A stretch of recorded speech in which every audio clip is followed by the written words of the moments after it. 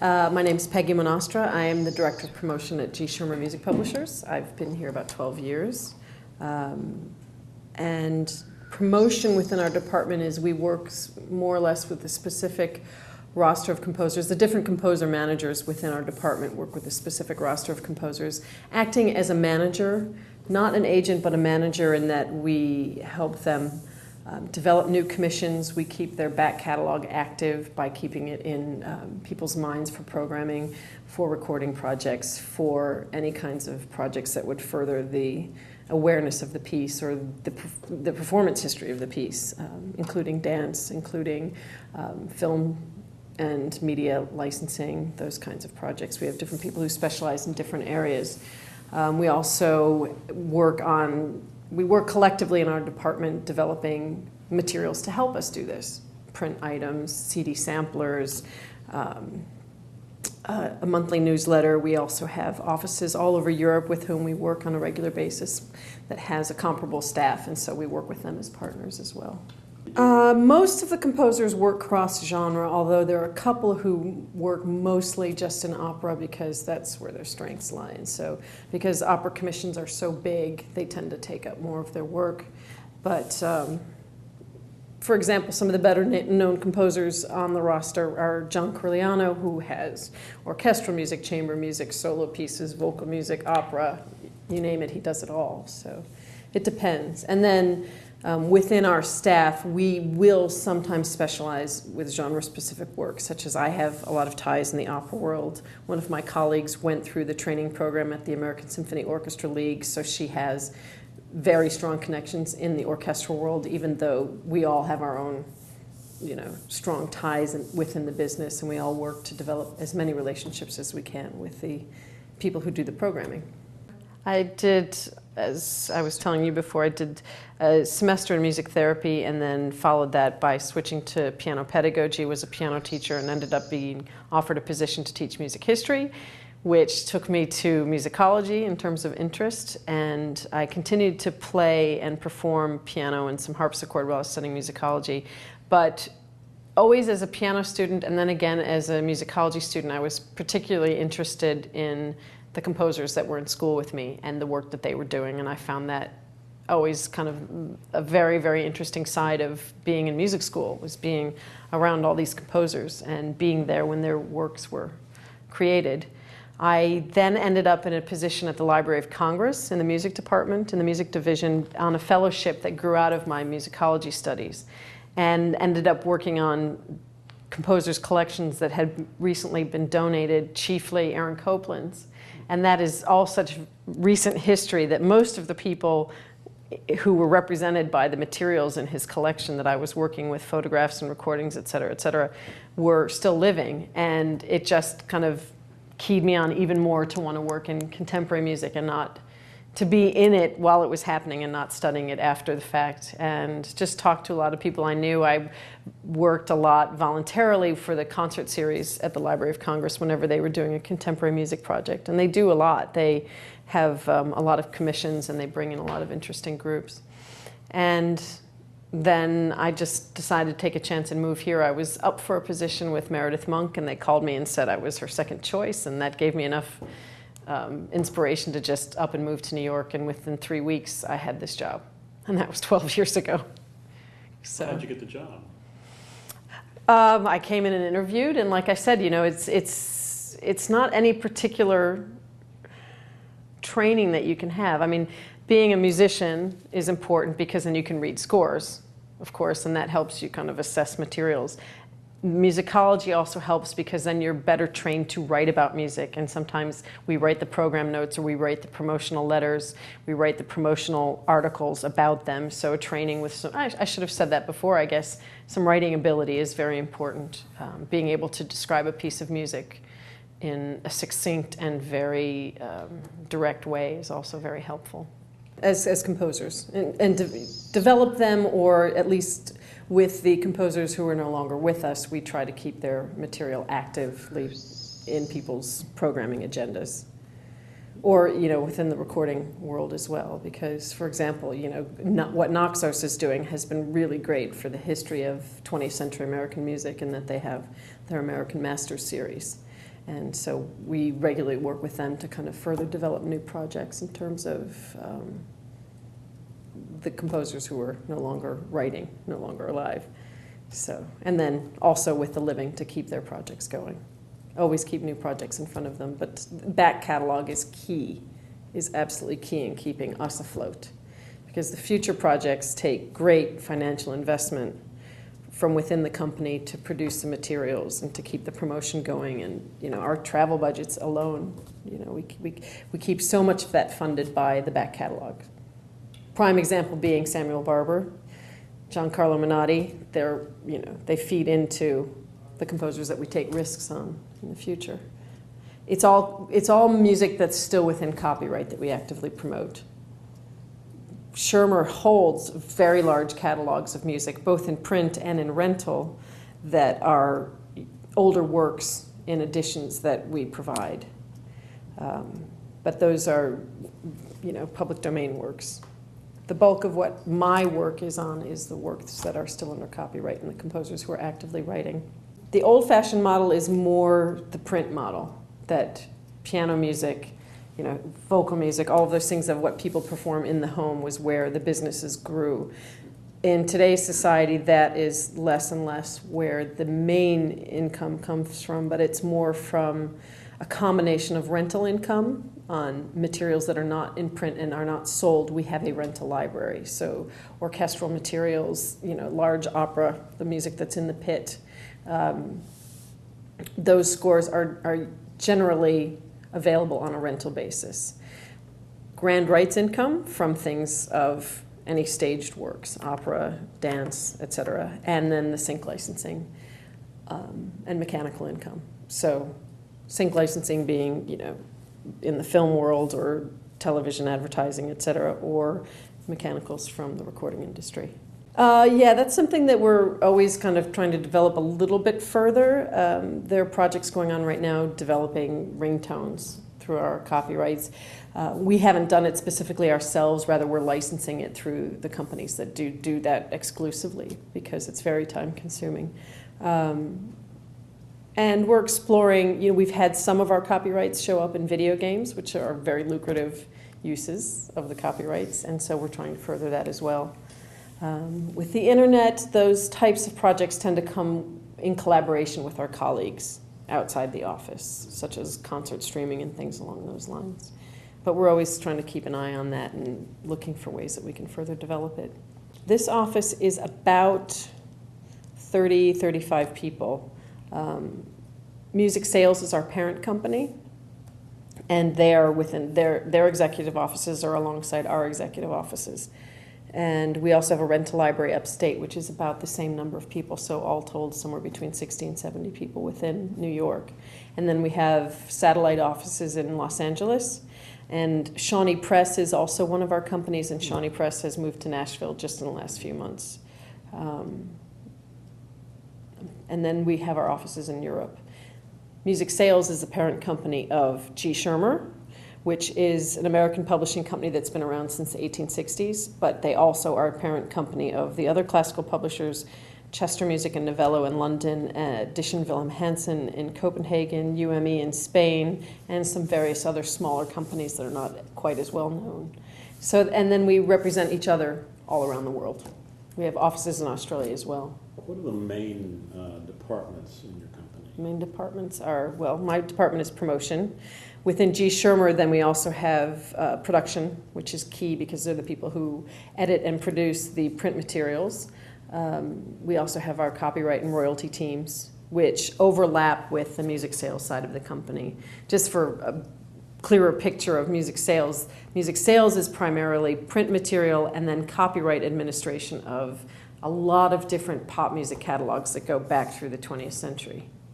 And they're regularly acquiring new catalogs. We have some very, very well-known reggae titles, some rock titles. One of the more recent kind of interesting acquisitions in the rock field was that Greg Lake from Emerson, Lake and Palmer sold his catalog, and so we acquired those.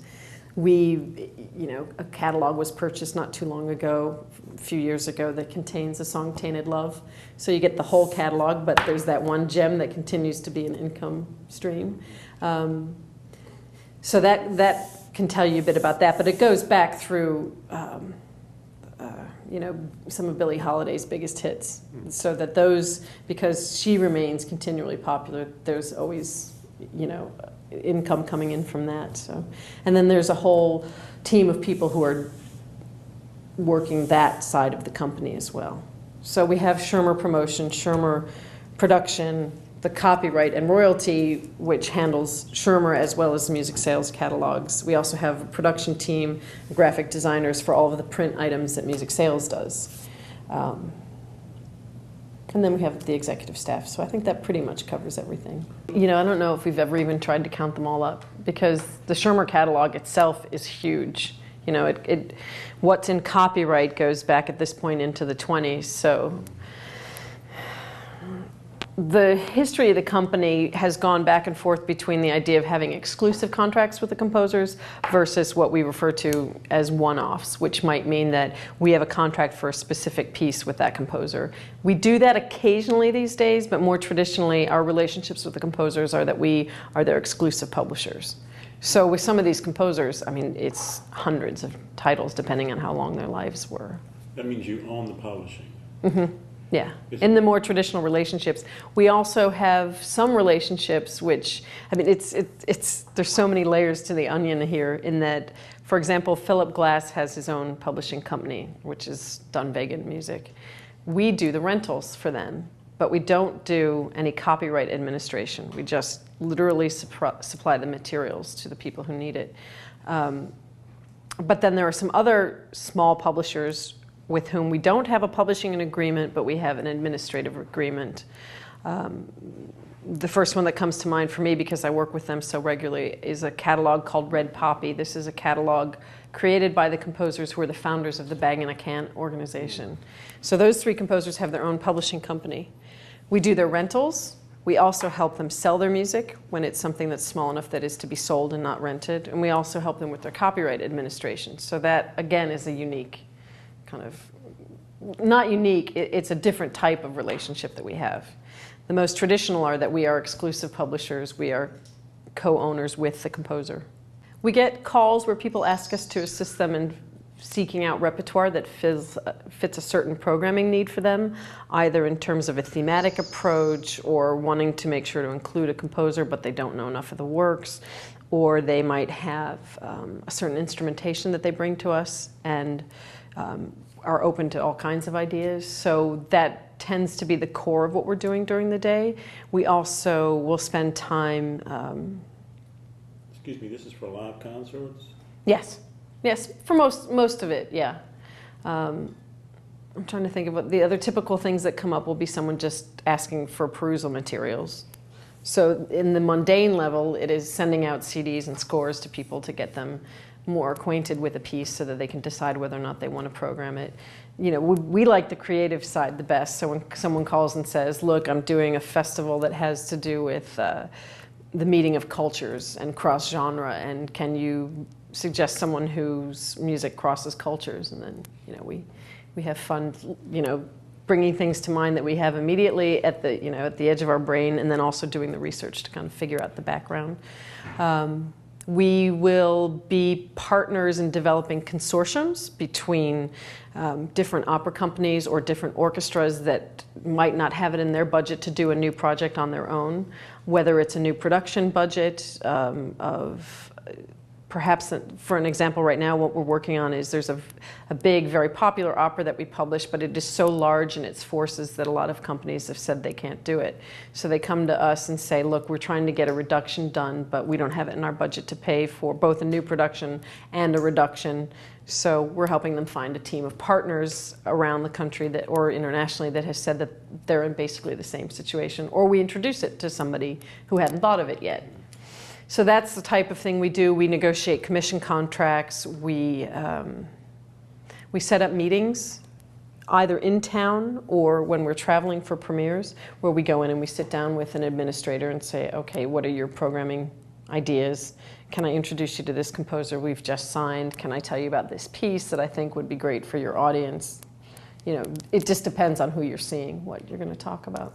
partly just through our own personal connections or seeking out new connections with people, or through the newsletter, as I said, and our website. Our website currently is undergoing complete reconstruction, so hopefully it'll be even more user-friendly in terms of self-serving. We have a lot of the information up there right now, but people will still call us and ask us to explain something that's maybe not clear. But I'm trying to think if I'm forgetting anything in terms of what we do on a day-to-day basis. You know, it's a lot of back and forth with the composers, helping them plan strategically how they want to map out what they're doing, or helping them figure out if that's a commission they should take or shouldn't take, or, you know, time to stop taking commissions because they've got, you know, enough work to write. It changes every day, but you know, a typical day would be mostly those things. Just about everybody in Schirmer has a degree in music. We have a mixture of people who've studied performance. We used to have more people who had musicology backgrounds. Right now it's just me and the vice president who both have degrees in musicology. But a lot of performers who just, you know, they started a day job to support their playing.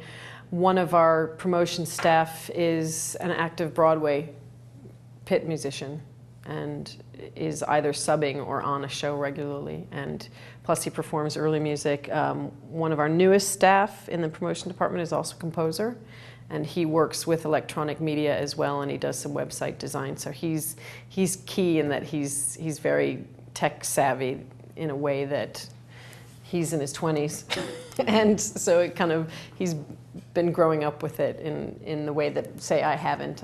You know, thinking of promotional opportunities, I can kind of follow it, but he's actually inside of it, so that's a real bonus.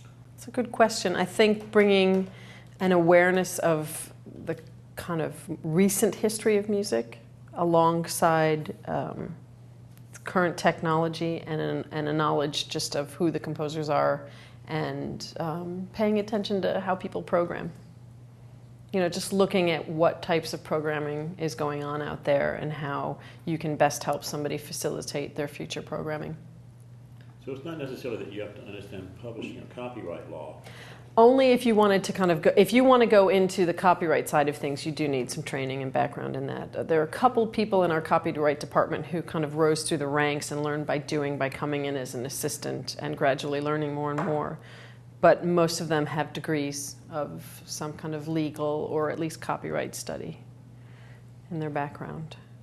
Within Schirmer itself, it tends to be, when I say Schirmer itself, I think specifically of our promotion department and our production department, because our copyright and royalty people overlap with the music sales side of things. And those people are all trained. We have a couple different lawyers back there. We also have people who, I'm trying to think, probably, you know, arts business background, or at least some copyright study in their background.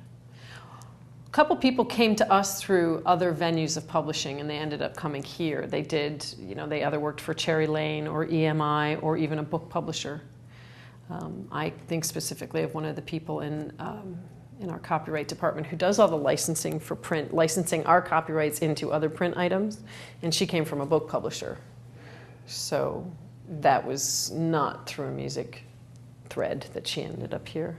As far as coming into this, I've had a couple other people ask me that before, and the thing is just to make, I'd say the best thing you can do is to get to know the people in the publishing world and make sure they know of your interest there as well, because you really can come from, if you have a knowledge of music and an appreciation for contemporary music, you can kind of come from any background really, and it's a matter of being able to know how to work with the information and make the most of it. At least from the promotional viewpoint. From the production viewpoint, if you're interested in working for a publisher as an editor or a proofreader or an engraver, then it's learning the programs and not just Finale. Too many people are limited by just knowing Finale. What else would you learn? Sibelius? Sibelius is the other key in terms of the composer side. From the publishing side, if you were really serious about wanting to be an editor engraver in classical music publishing, a program that is favored by the engravers is Score. It's much more difficult to learn, I'm told. It's more time consuming to learn, but it is a much more refined program in terms of what you end up with as an end result. You can control so many more minute details than you can in finale or even Sibelius. What's the job of those people? The job is that they take the scores from the composers, either pen and pencil or an engraved score, and they put it into, well, sometimes they re-engrave it into score. Sometimes they can use the files as they come in if it's Sibelius. And they proofread it. They make sure that there are no mistakes. We have editors doing it. And then they engrave and extract the parts and proofread those as well. Writing reviews or writing program notes for their friends if their friends want them to, or just, you know, I think some of the writing that I submitted to them initially came from my musicology studies, but then what they asked me to do and what we've done with the people we've hired since is to give them a score and a CD and say, go write a promotional pitch on this piece that is less than a page or fits on a page. So being able to kind of highlight a piece, tell its history, and then tell the salient points of the piece and, you know, sell somebody on it. So some young person came to you looking for a job and you happened to talk to them. What kind of questions would you ask them? I'd ask them what interested them about wanting to work in the field, because very often that's very revealing about a person's ability to speak about their interest in music and their enthusiasm for music. I would ask them to tell me about, you know, what's on their CD player right now and why is it there and what do they like about it, what was the last concert they went to and what was great about it, what wasn't great about it. Ask them to talk about some of their favorite composers and what they like about them. To be perfectly honest, the person who we most recently hired actually didn't know a lot about a lot of the composers on our roster, but as a composer could speak very well about what he did know, and we realized it was just a matter of learning the repertoire.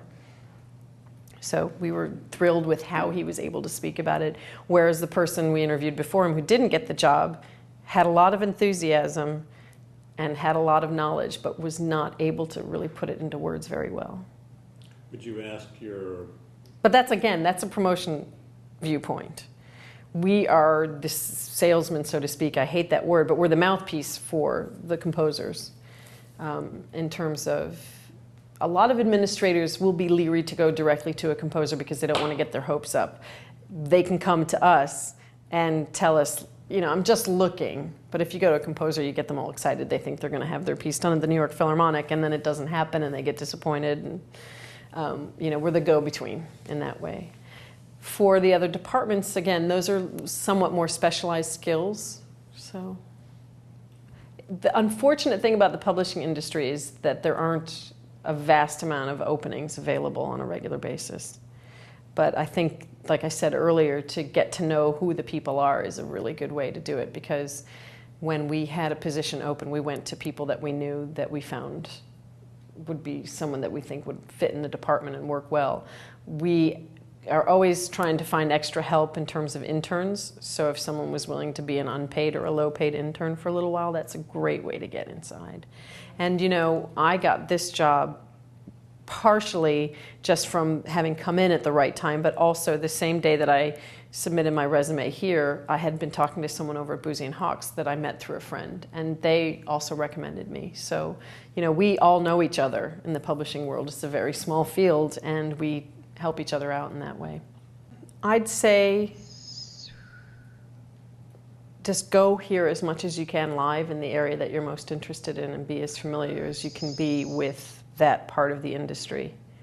The people that I've found to be most successful within the music industry are the people who are working where their passions are. And we all feel extremely lucky to be able to go home at the end of the day, maybe a little exhausted, but we are at least working with what we are most passionate about in life. And so, you know, it's not the most practical advice, but I think in terms of being able to do your job very well. You know, we were talking about an art form, and it's having an awareness and understanding within the larger context of what you're talking about that will really help be the most effective person in that area. It's hard, you know, speaking generally, I think it just depends really on what you're most interested in the field, but also to remain flexible because, for example, the last person we hired into our promotion department was a composer who said, I'm a composer, I need a job. I'm not getting commissions to support myself. Where should I go in the field? And he creatively thought, let me call this publisher. He hadn't even seen our job posting, and he's the person we hired.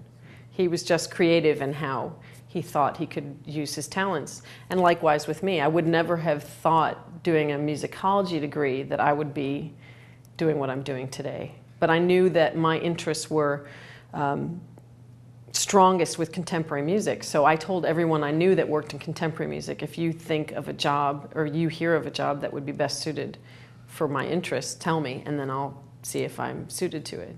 And from here, the idea, what I would love to be doing down the road is being the person doing the programming, being an artistic director for a festival, or maybe not so much an orchestra, but in something where I can use my knowledge and actually do the programming. Because it is a little frustrating to be the one presenting the ideas but never kind of seeing them through. Yeah, it's really what you know and how you do what you do. And doing it well. I mean, I find that the administrators who tend to move up the ladder the fastest in terms of the performing organizations, such as operas and orchestras and festivals, tend to be the people who are single, because they have to give up their days as well as their nights on a very, very regular basis. And it tends to come in very saturated amounts of time, especially with a festival where you just barely sleep and you barely go home. So if you have a spouse or a partner and children who need you, then that's one of the challenges there. So I think in terms of the male versus female, it tends to be more single males that stick it out. You know, that rise, I shouldn't even say that stick it out, because that's not true, but they tend to rise the fastest because they aren't trying to balance as much. I think they tend, or they've made the conscious decision that their life is going to be about their work, and they're not going to have the separate worlds. And that's a perfectly valid decision to make, and I think one to be respected when that's a decision you've made. For me right now, I'm struggling with trying to have the two separate things, which are both very important to me.